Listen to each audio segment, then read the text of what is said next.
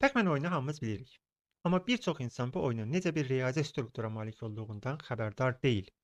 Gəlin, bu sadə görünən oyunun gizli mexanizmləri ilə tanış olaq. Orijinal Pac-Man xəritəsi 28-36 ölçülü massiv üzərində qurulub. Burada bir rəqəmi divarı, 0 isə yol təmsil edir. Xəritə massiv dəyərlərinə uyğun olaraq 8 piksellik kvadrat hissələrdən təşkil olunub. Personajlar yolların daxilində gəzirlər.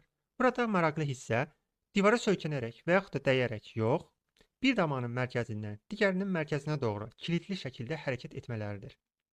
Pac-Man növbəti damaya keçməzdən əvvəl massivi yoxlayır. Əgər qarşısındakı dəyər 1-dirsə, hərəkəti dayandırır. 0-dırsa davam edir. Bəs Pac-Man necə dönür? 10-cu düyməni sıxdığı an hərəkət baş vermir. Bu əmr yaddaş buferində qeyd olunur. Personaj yalnız yol ayrıcına çatdıqda yaddaşdakı dönmə əmri icra olunur. Bu sistem sayəsində personaj sanki görünməz bir tel üzərində hərəkət edirmiş kimi bir his yaranır. Bəs ruhlar bizi necə izləyir? Bunun cavabı part 2 videosunda olacaq. İzləmədə qalın.